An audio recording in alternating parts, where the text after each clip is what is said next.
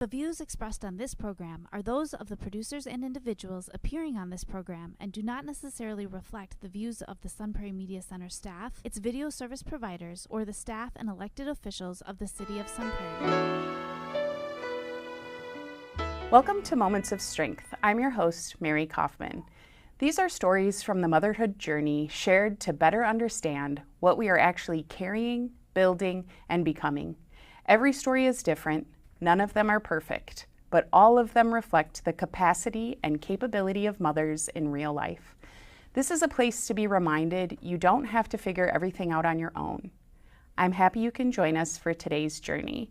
And today's guest is Pam. Welcome, Pam. Thank you. Thank you so much for coming. We have a lot to talk about today because you have some stuff going on with the organization that you started, so I'm excited to get to that. But the format of the show really is we want to learn a little bit about you and your journey to and through motherhood. So feel free to start at the beginning, as much or as little as you want to share. And then we'll move through adolescence and whatever you did after high school, and we'll kind of just keep going into your journey. And the point of the show, or the premise of the show, really is to uplift other mothers who may find themselves in a similar situation, or they're new to motherhood and this all feels so overwhelming, and we want to reassure, listen, other moms are here to help. We've been through some things, and here are some stories that you can pull strength and suggestion from. So that's the aim. Sounds great. Okay, so start where you want to start. Some people start as far back as their parents, but you can start anywhere you want and share as much as you want. Oh, fantastic. Yeah. Well, I grew up with two brothers, an older brother and a younger brother. I grew up in the middle of nowhere between Appleton, Green Bay, and Manitowoc, so country girl at heart. But I think that throughout my time, one of the things that I kind of tell people is it's very interesting to grow up in the country and then slowly progress to the city because things are just completely different. I think growing up in a small neighborhood where everyone knows you and you know everyone else and like it's just very interesting than going to the city where not everyone has the same care and compassion in some cases because you just don't know everyone. You can't just like wave at everyone and have them wave back at you. Yeah, So it's less certain. Right. Yeah. So you grew up there, and did you play sports, or how was school for you? I grew up and had, I think, a graduating class of like 70. So my school was extremely small. I did some sports. I did, I did POMs, and I did track and stuff like that in high school. Sure. And that was good. You're glad you did that? Yeah, I think it was just definitely an experience to kind of get out there and do different things and try new things. So you grew up kind of in the middle of those cities, and did you go there? Was that like a big deal to kind of go to Green Bay or something like that, or just a regular occurrence? Yeah, yes and no. I think as I got older, that was the hub, the place to go to, but when I was younger, not really. You just went to your mom and pop grocery store and, didn't really get to town. So it was a special occasion. Like taking my kids to McDonald's regularly was like something we never did. Oh, sure. We didn't have fast food restaurants. Yeah. So. And I think sign of the times too. You know, now it's just so convenient. Absolutely. They'll just bring it to you. So just sort of weird to think about from when we were younger. So how do you think, now you obviously don't live in the country, right? You live in here. Sun Prairie. So how do you think, that's different for raising your kids here versus how you grew up? I don't know if it's the way I grew up or just the changing of the times, like you said too, but like I feel like my kids have to learn responsibility in a different way. Like beforehand, I could go run around in the woods, go run to the farm, go bike around the block, go bike a couple miles to go to the park. My kids are like stuck to me like a mother hen, like they don't go out and like gallivant like I would. And to me, it's just a little bit different because I don't know if we were forced into a little bit more responsibility like when we grew up or if it was the country versus city living, but it's definitely an adjustment. And I feel like my kids probably aren't as exposed and as responsible as I was at that age. It sounds like, and me too, but just you learn by doing and falling down and going places, well, this didn't work out. And like, if your kids went into the woods today, it's just like different. Right. Please come back. It's just different. I think we were left to explore and parents didn't really feel threatened by that maybe or something. There was a different dynamic between parents and kids, not worse or better necessarily, but just different. Yeah, agreed. Yeah, kids are more, it seems more Velcro-like, and are we creating that, or are they creating that? Or is it the environment? We don't really. Glad to hear I'm not alone. Yeah, no, not at all. Yeah, and my guest last week too, she grew up in the country too and sort of grew into the city. And also with, technology and everything, you can know about a city before you even go there. So that also is a different kind of thing than we would have ever had. Yeah. In some ways, it was kind of nice to not know, And now you can just know everything, and that feels overwhelming, I think, sometimes. Yeah, everything's at your fingertips. Mm-hmm. You don't have to go explore or go take a field trip when you can just look at the pictures online. Mm-hmm. Yeah. It's different. True. So get through high school, and then where'd you go from there? Yeah, so I went to UW Manitowoc and UW Green Bay. I went to school for elementary education. Okay. And before actually graduating, I was offered a full-time job in a different field in retail. And I said, I would like to get my degree and be done. So I got my degree, and because I was already in the retail realm, just stayed there because it was something I knew and was comfortable.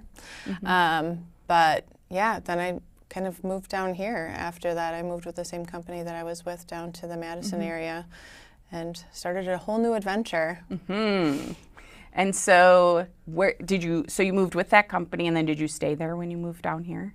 I did for the most part, yeah. It was with Shopko, and Shopko unfortunately is not here anymore in the same way. So, yeah. Yeah.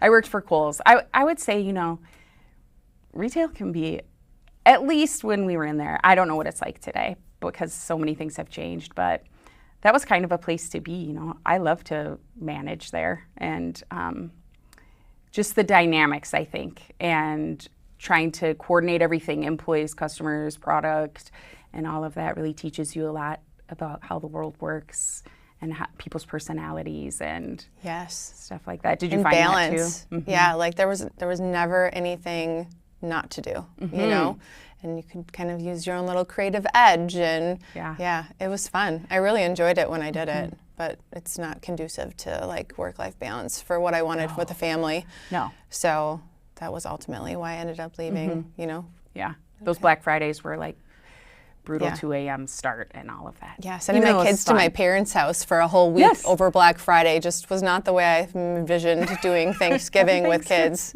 Yeah. It didn't matter. I think that's something too, because I did that, and then I had little kids too when I was still in that. And for myself, I enjoyed going there and doing the work.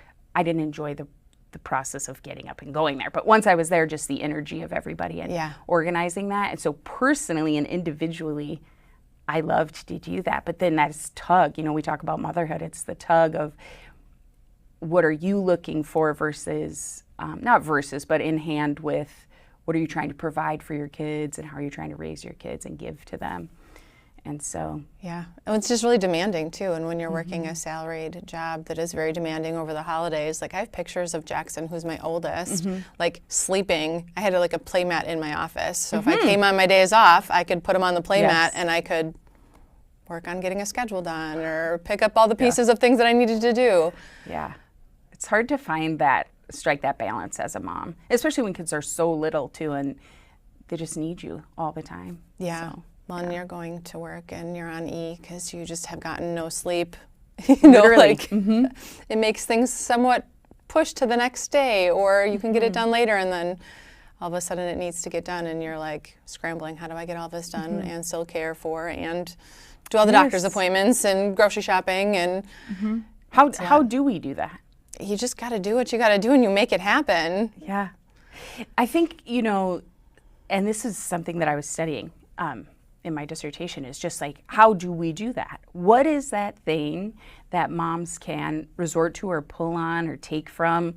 I never slept for many years because one of my kids just never slept. And so I was just up with her. But it wasn't an option for me to just go to sleep and let her stay up. Even as she got older, I just felt like I should be there, sort of in tandem with her, yes. Yeah. And also probably I needed the comfort to know she was okay. But then I would go to a job. I worked full time during that with other kids, and suspended all of that when I got to my job. And I'm sure you did too. Yeah. You know, even if your child's with you, you still have to suspend what's going on there to manage all the other things. How do we do that? I don't even know. Some days you look back and you're like, how did I get through that period of my life? Yes. Because it was just pure chaos. I think sometimes we have a capacity and a capability that we don't celebrate, you know, because we're too busy. Yeah. When would we have time to do that as moms? So we don't, but we're all doing it to some degree or another. Some people are more practiced with it, and some people are newer to it. Like when you have your first baby and you're like, I don't even, what's going on here? You know? Right. And then the pressure of thinking I'm supposed to know everything. Should I ask? Yeah. It's wild. So, okay, so you, Jackson's with you, you know, at work, and he's your first, and you have 2 kids, I right? have 3. Oh, 3. Yes. Okay. Why was I thinking 2? Okay. So he's the oldest, and how old are they now? Jackson will be 12 next week, so it's Okay. 12, River's 9, and Caden is 7. Okay. Oh, you're right in the throes of Yeah. like elementary to middle. I'm like, oh my goodness, I'm officially sleeping through the night, you know, but it's the next phase of chaos, you know? Yeah. It's just more intense during the day with different things because they start to have autonomy and Yeah. their opinions. And sometimes, you know, those are valid and you have to consider them. And yeah. So, okay, so let's go back. So you had Jackson and you're working, and then sort of timeline, what happened from there? Yeah, just sending him to my parents' house literally for like a week or 2 weeks for the holidays. It just wasn't working for our family dynamic. So I did move jobs, trying to find a different job in retail that would just be like different, and got pregnant with River at that point in time, and was driving to the way west side of Madison, so driving 40 minutes or an hour depending upon traffic. And again, that was just another layer of like, how do I make this work when now travel is really, and then trying to balance 2 kids, and that just wasn't what I thought it would be. I thought it would be easier, and it just wasn't. So not that I was trying to look for the easy, but trying to look for the what's going to be the best for the family, so that way I have that quality time at home. Yeah. Because I love decompressing in the car, don't get me wrong, but then having kids that are drastically hungry and cranky at that 6 o'clock time frame just adds a whole another level of pressure and chaos to the evening, and not what I was looking for, to just kind of... Let's all just relax. Right. So I actually then started looking for jobs after River was born, and ended up at the Bank of Sun Prairie. It was, I think, meant to be. I didn't apply for any other job, just found one was out there, and it just was literally blocks from home, and I'm like, okay, this is going to hopefully provide me the balance of what I needed. Yes. 8 years later, now I have 3 kids and I'm still at the bank. Yay. Yeah. So that was good. Yeah. And I think too, you know, recognizing opportunity and weighing it out. You know, sometimes your salary will pull you on an hour commute, and it feels good. And again, you know, maybe that's the thing you want to be doing. But then you have these little people. And when they're younger, I mean, they need you in different ways as they get older. But when they're younger, you have to sacrifice more of yourself, I feel like. You just have to, because they are so... Yeah, dependent. They are need you. so dependent, yeah. And that whole, you know, 6 o'clock thing, it is like, can we just relax? I mean, you had a long day too, you know, at daycare or school or, you know, the grandparents or wherever you were. So just like, chill. But then it's hard too, because, you know, as a mom, that kind of behavior and them being all cranky can just incite anxiety and turmoil, and then you remember you haven't slept, and there's laundry and dishes and So how do we do that? Yeah, We're getting anxious just talking about it. Right? Yeah. So okay, so then you found the bank, and then you're here, and that's going well. Yeah, it's going great. Yeah. I think slowing things down and staying more local and not putting money above family, I think really helped me realize that there's a community of support out there to be able to help do the things that I want to do, and that I don't have to like put myself out there and work 60 hours a week to be able to feel like fulfilled in my role. Yes. This is something that is hard to find too. Yeah. When you're trying to balance. And you're really still, like I said, you know, I mean, elementary to middle school, my youngest is middle school, and I'm just really now, like even over the weekend, I'm like, where is everybody? Because they all had stuff going on. That's a weird transition.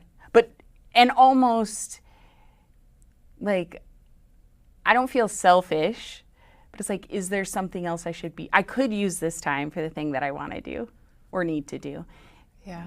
Is there something else? It's the weekend. Like, is there laundry? Is there something else? That's a weird transition too. But this elementary to middle, you're just starting like on the cusp of them having some just autonomy and independence, and yeah.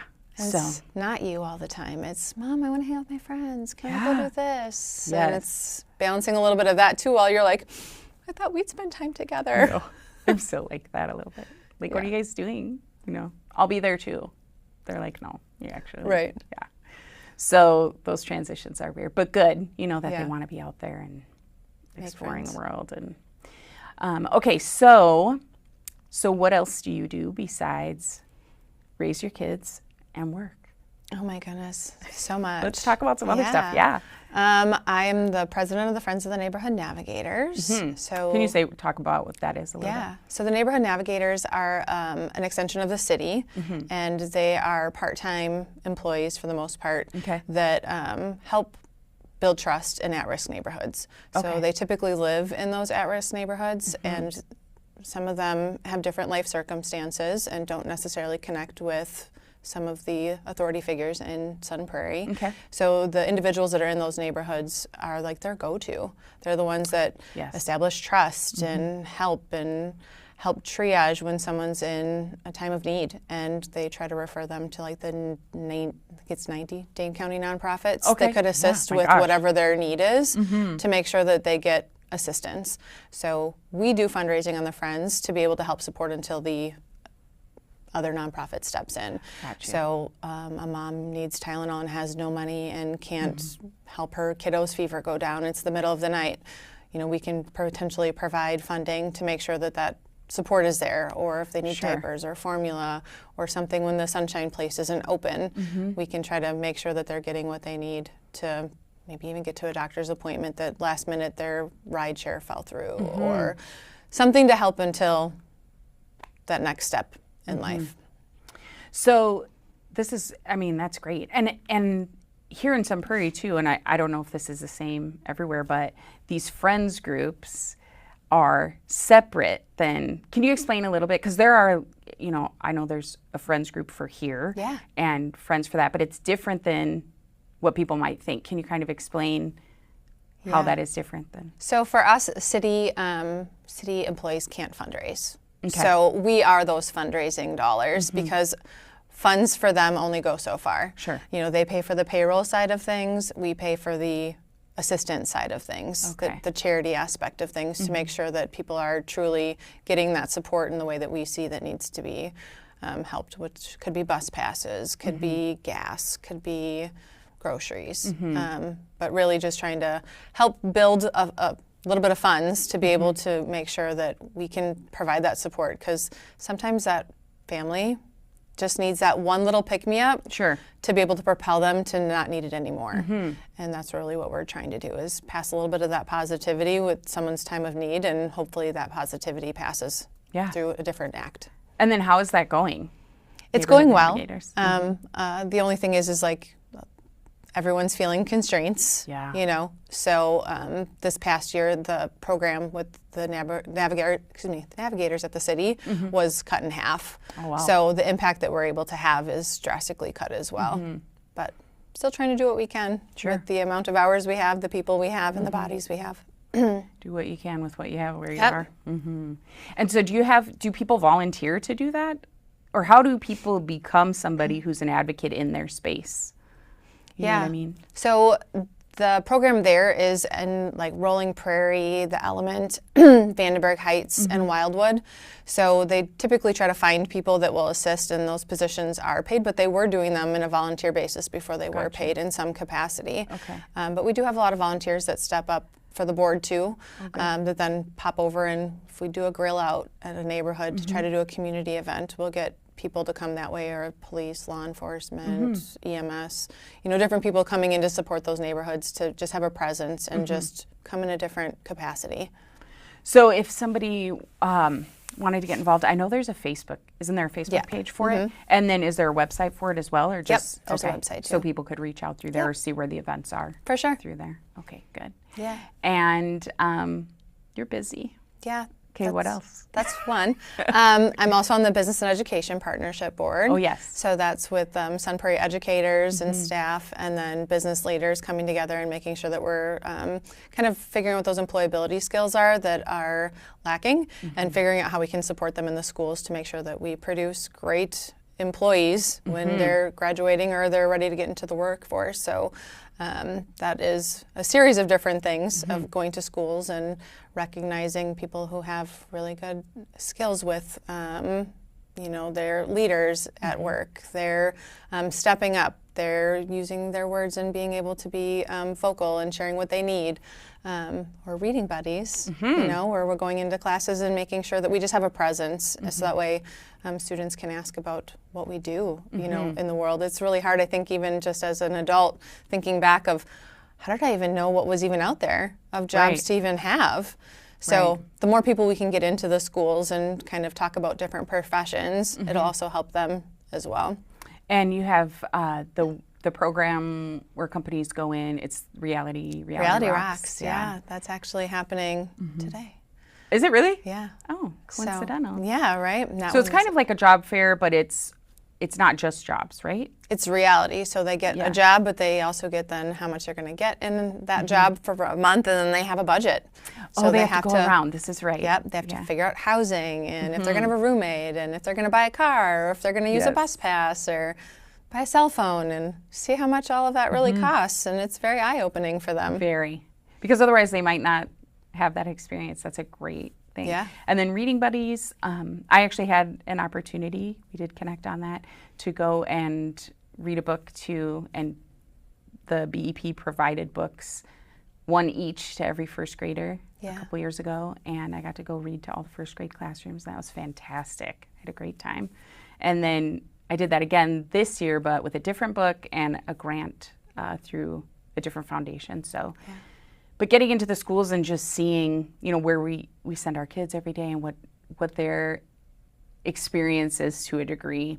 And I think it's great to be able to have that experience, sort of be immersed in what our kids are seeing every day. Yeah. So that was a great experience for me. For you too, just to be able to go in there, like the inspiring kids to see that people can be an author locally. Like there are so many things you can do, and just sometimes those little things will inspire maybe even just one child to do something that they truly enjoy, and that's really what it's all about. Their little faces. And I was in there when I did the first grade, I was in there for I think a half hour in each classroom, and it's fantastic. So anybody who has a chance to do this, even if it's not your own book, even just somebody who goes in and reads, just their exposure to a new person who is curious about them, yes, reading the story, but just having those interactions and validating them, just listening and having eye contact and just making them feel important. And also, I did second grade, and they're very insightful, and they will get on board so quick. And again, you're in there for half hour, 45 minutes, so you're a little bit unpredictable, so they don't know how to, for the most part, everybody is together, kind of in it. And that was just a great opportunity for me, and I was grateful for the BP to provide that. So great, I think a message just lands differently when someone who's not the normal comes in and shares it. Yeah. Which is awesome. Yeah, it was so fun. Okay, so that's two. That's two. I also then volunteer at our church, and my kids go to Peace. So at Bethlehem, I'm teaching Sunday school every week, or teaching Vacation Bible School. And then in addition to that, we started our own nonprofit, Limitless Wisconsin. Yes, let's talk about this. Yeah, that's a whole new adventure. Okay, yes. And can you spell it? Because we're going to put the website up. Sure. Yeah, it's Limbitless. Okay. Is how it's spelled. Limitless Wisconsin. Yeah. Yeah, so tell a little bit about that. Yeah, so as I mentioned, I have 3 kiddos. So I have Jackson, I have River, and I have Kaden. River is my daughter. She's my middle child, and she was born with a limb anomaly. So essentially, she was born with 1 digit on her left hand, and she has a shorter forearm. Okay. So we found out at our 20-week ultrasound, essentially, that there was something that was going to be different about her. They couldn't find her hand. They didn't know if it was just hiding or what it was. But they pretty much told us that we should go home and just Google all the possibilities. Wow. Yeah, it was a nightmare. That was a directive. A suggestion? Yep, go home and Google it, come back in 2 weeks and tell us what questions you might have. Usually they're like, stay off Google. Yeah. Okay, well. Yeah, it was wild. So the things that you can learn about all of the different things that possibly could be, they gave us a couple suggestions, but one of them being like amniotic banding syndrome, and that's where lining in your uterine lining like just comes off like strings, and it just starts wrapping around anything that's loose inside your uterus. Oh my gosh. So it can cause cleft palates. It can cause death. It can cause for like them to be decapitated. Could wrap around fingers, toes, arms, legs, anything, stomachs. I mean, it can cause a lot of damage. So hearing that was one of the suggestions, it kind of sets you over the edge of, I mean, the panic and like, what can be done? Like, how can you fix it, you know? So I told them, like, I can't wait 2 weeks. Like, you need to, like, try another ultrasound. You need to do something, because I can't sit here for 2 weeks trying to, like... That is wild, yes. ...live in panic mode.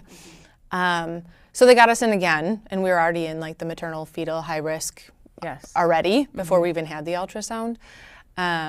And kind of just said the same thing again, that, you know, they couldn't find her hand and that they weren't really sure what it was, but we'll just have to play it by ear, you know? Come in every couple weeks and have an ultrasound and just check in and see what's going on. And living in that mode for weeks was horrendous. So probably 10 weeks after that, or probably around 30 weeks, I was like, I can't do this anymore. Like, I need answers. So we ended up changing doctors at about 30 weeks, and then went and, oh my goodness, like that was like a game changer. So it's really important to like ask, advocate for yourself, get a second opinion, because we ended up going to a different doctor's office, and they were like, things are going to be fine. Oh my gosh. We'll figure this out. We've seen things like this before. It's not the end of the world. And they actually, like 3 days before River was born, like got us in contact with another family that had been through something similar, and being able to see like another mom and a kiddo that's laughing and thriving and is completely okay despite. So reassuring. That was a game changer. So it was a long, probably like 18 weeks of like being completely in panic mode as a mom, because you think, oh my goodness, I can protect my kids. But then how are you supposed to protect them when they're on the inside? Yes. You know, like that's supposed to be the time where like nothing bad can happen, and you can't control the things that are going to happen. So it was wild. But River was born in the ambulance on the way to the hospital. So oh my gosh, Pam. Wild. And the doctor's office where we were at was like, we're going to buy all these instruments. We're going to have them all ready for you. Like, when you come in, just let us know, and we'll be able to like help detect like exactly what happened and the why behind it. And while being born in the ambulance, I'm like, with her. I'm like, you guys can't like touch her. You're not supposed to like wipe anything off of her. Like, they want to do all of these tests. You were saying this? Yes. Oh my gosh. But I completely forgot that like she was going to be born different. So like the paramedics don't want me to freak out. And the paramedics are like, we need to call the doctor's office. I'm like, why? What's wrong? And I was like, oh, you don't know. By the way. Okay, I already know that. But I'm like, you can't like wipe her down. And they're like, we have to keep her warm. Like like, I'm really sorry, but like we can't do the test. Like, put her back. So anyway, she was born, and she's beautiful, and she is fine, and she is great. So it just was all of that up until like you get so panicked, and you get in your head, and you think about all the what ifs and the what should I have done differently, and the mom guilt, and then you're like, she's gonna be fine, you know? Yeah. So yeah, it is so stressful. I mean, being pregnant is stressful anyway. You know, it doesn't matter, 1 kid, 2 kids, you know, every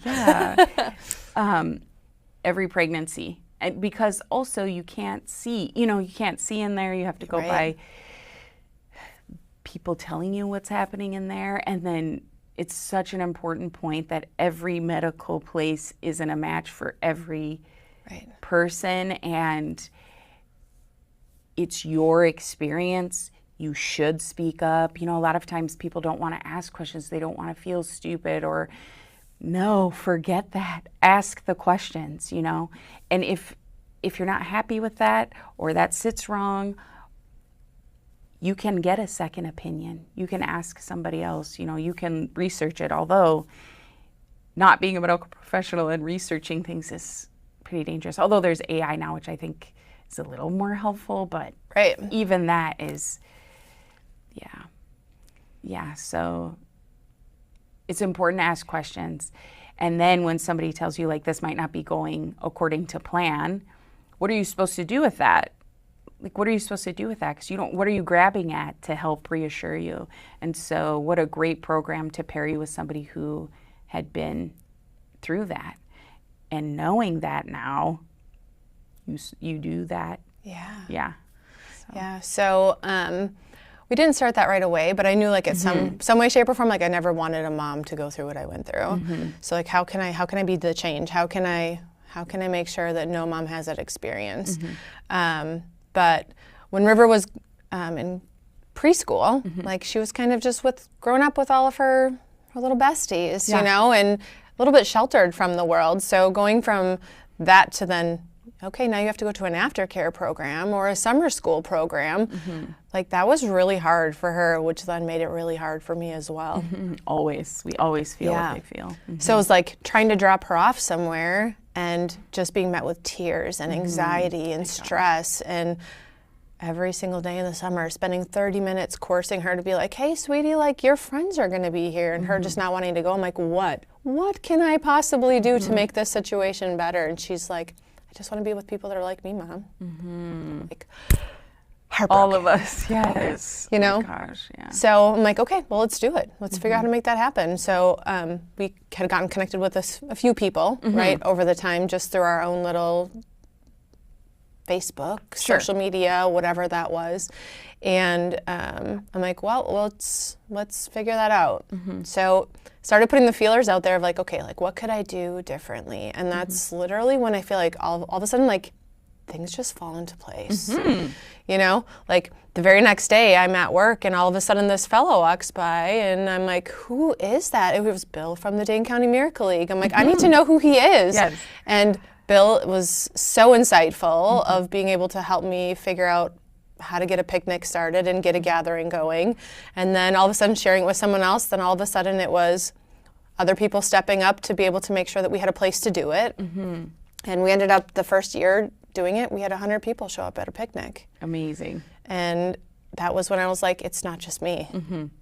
Like, there's a need. And it's not just for me, it's not just for River, it's for everyone. Everyone needs this. So in the midst of all of my juggling of life, you know, trying to figure out how we could make this and make it sustainable, it's been about 4 years now, and we just became a nonprofit this last year.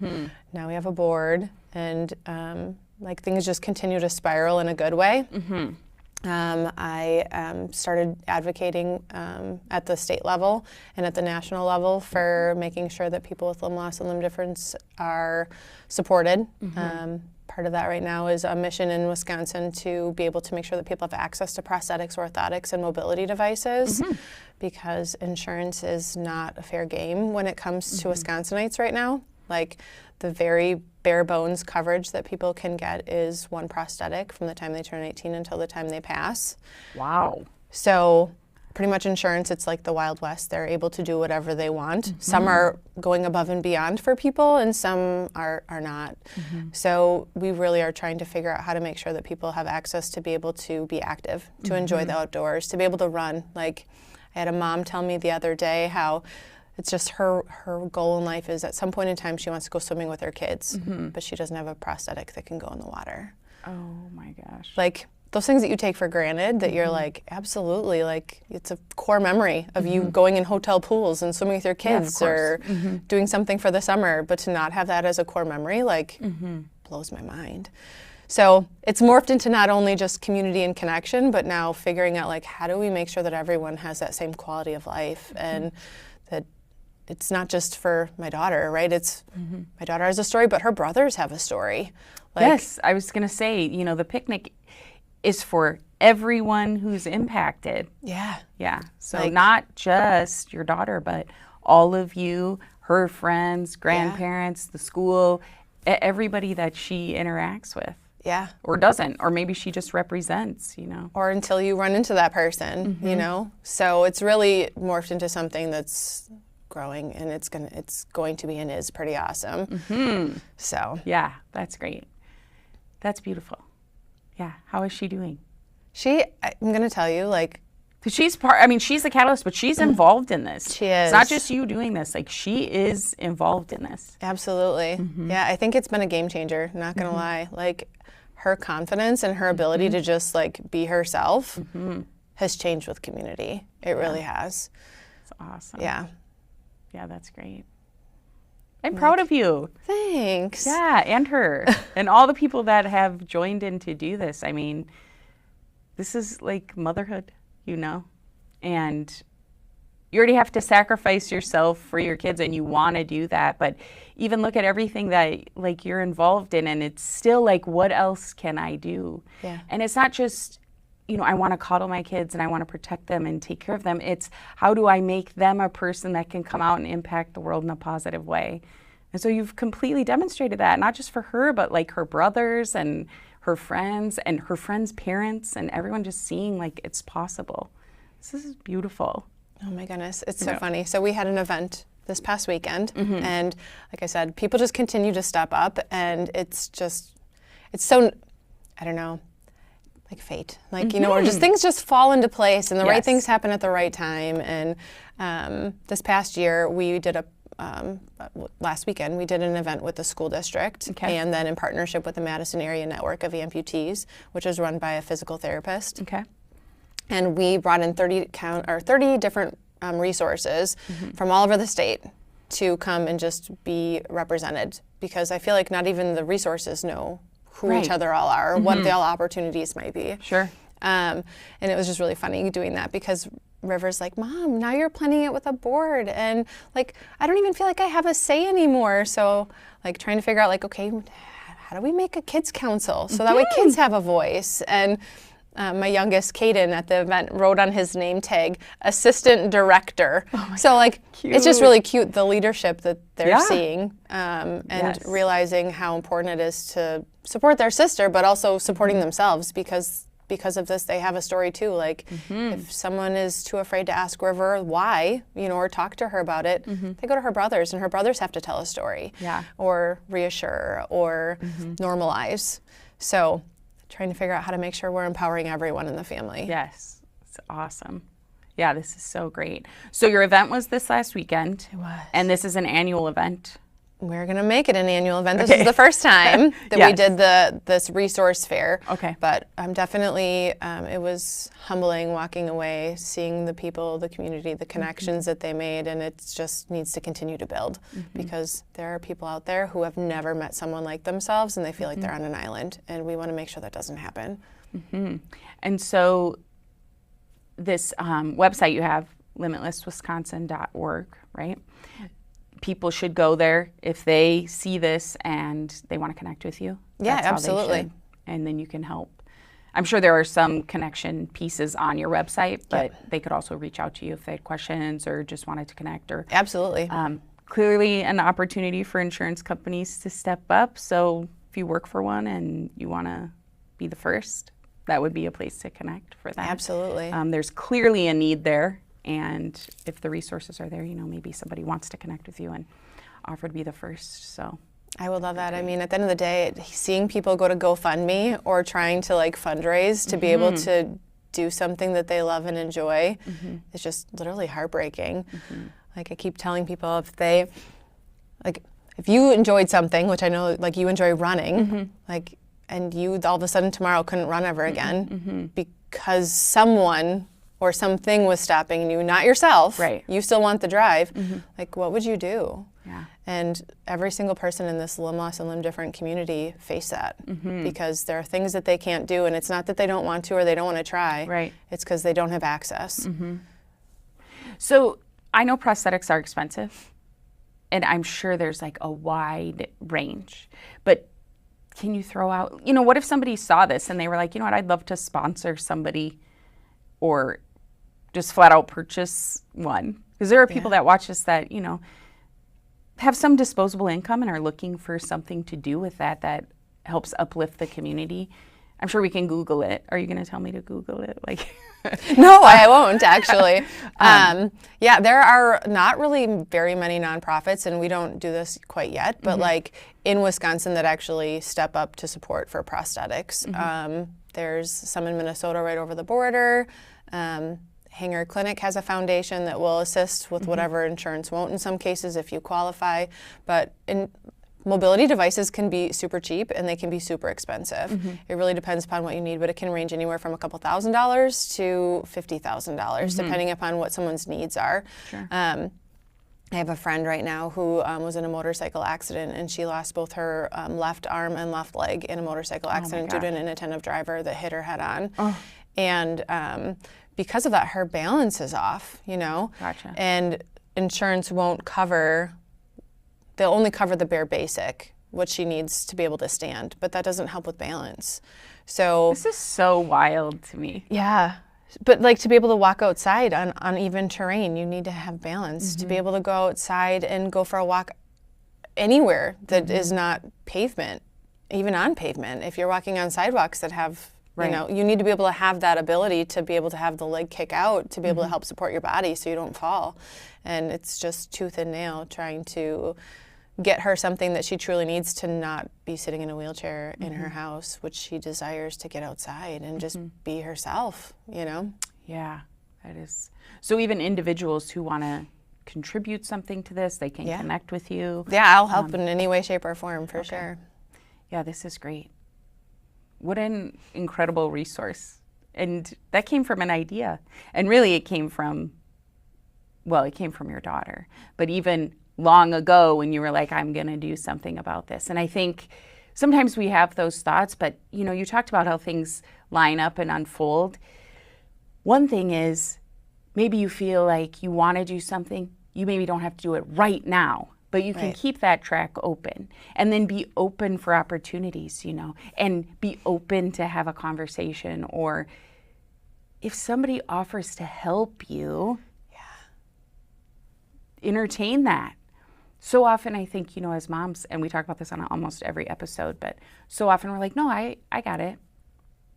Yeah. And you might, but what if you didn't have to have it all the time? You're a person who will accept help and you're open to that, and look at all the ways that you can impact your community and demonstrate to your kids what's possible out there. It's amazing. Well, and it's even funny that you say that because in preparing for the event and trying to do a little bit of fundraising, because part of the thing for me is I also know that there's barriers with people just financially being able to do something, to travel from somewhere to somewhere and then be able to spend money on food. It's sometimes difficult, especially when you have kids and you're in the thick of it. So trying to figure out how we make sure that any event that we host is free to be able to come to the event is huge. So in kind of connecting and sharing that I'm doing all of these things, people have been like, okay, how come you're not asking me for money? And I'm like, I don't know, did you want to give me money? I will take it. And they're like, you have to ask. And I'm like, you're not going to ask if you don't, you won't get what you don't ask for. Yes. And I'm like, okay, noted. But yeah, it's weird because now formulating a board and doing these things, it's like, yeah, I don't have to do this alone either. I don't have to there's so many people that want to step up and help, but you also have to just let them. Yes. And then that allows you to be good at the things that you're good at and want to spend time on. And then other people can be good at those other things. And that is just so much more far-reaching than trying to do it all yourself. For sure. So. For sure. And you're teaching your kids that that's okay. And they, should also connect with other people and allow other people to be good at something and help them too. Yeah. Well, and I think, thinking back to like with my kids, like to your point, like I'm thinking about this stuff and I'm like, okay, in the back of my head, I wonder how I could make this work. How could I make this work? But I don't think it was until I had Caden that I actually started thinking about like how I could change the world. Like, so with Caden, I ended up having influenza, pneumonia, a double ear infection, and was 8 months pregnant. And I'm like, I couldn't breathe. Got sent home from work, and I'm like, all right, I'm gonna go in, and went in, and they're like, okay, if you can walk just around this little square, you can go home. If you can't walk around the square, you're gonna have to go into the ER. I'm like, okay, so what do? I walk the whole thing, and then I like can't breathe. Yeah. They're like, well, you did the whole thing. You can go home now. And I'm like, yeah, I can't breathe. I can't do this. Ended up then in the ER. Oh my God. And ended up having contractions to some extent. They put me in the ICU. And then it was, they can't give me any medicine because I'm pregnant. They can't intubate me and do surgery to have him removed and have a C-section because they can't, my lungs are filled with fluid. Oh, so it was like touch and go for like 2 days of what they could do to make sure that both of us survived. And yeah, it was wild, but coming out of that, and then he was born, and I don't think I met him for 4 days because I was in quarantine because I had influenza and couldn't go in the NICU. Oh my gosh. Like, I thought to myself, oh my goodness, like, I need to, what if I'm not here? How am I gonna advocate for my kids? Like, something could happen every single day of our lives. And the things that I wanted to do and I dreamt about, like, just took a little bit more of a priority and a little bit more urgency because you just don't know what tomorrow brings. So I think that was kind of my propelling force of, okay, how am I gonna make sure that I'm advocating for her, advocating for myself? Because if I don't do it now, when am I gonna do it? Yeah, pregnancy and delivery is a whole different story in my book because they're all so crazy. Yeah. But well, they're defining moments. I mean, they are anyway. Yeah. But you know, it does change your brain when you have a baby. You have to reorganize and prioritize and things like that. And that moment isn't that moment for everyone. Sometimes it's after your baby comes home. Sometimes it's when they're 2 years old. You know, but you're constantly growing and your brain is changing, and of course your body and all of that. But we always don't pay attention to ourselves, and we don't give ourselves grace that we're also growing. We've never been the parent of a 12, 9, and 7-year-old before. Right. So, you know, how about I just do the best I can with what I have where I am, give myself a little grace, maybe try to change the world a little bit. But I'm the same way because I often think, you know, what happens if I'm not here? And I obviously don't want that. And so I'm trying to do the most I can to have a positive impact in the time I'm allowed every moment of the day. You know, I wake up in the morning, I'm excited for another day. And my whole household is not like that in the morning. You know, like Monday mornings, I love a Monday morning. This is not common. But I get excited that everybody has a place to go and you know, they're going to impact other people, and I want that opportunity too, and I don't want to waste it. And what a gift to be able to raise kids. What a gift. Right. And it is hard, and it's never going to be easy. It's just never going to be easy. That shouldn't be the goal. You know, you see so many posts, and there are women that need so much uplifting because they're overrun by just the kitchen, the laundry, the messy living room. And it's like, yes,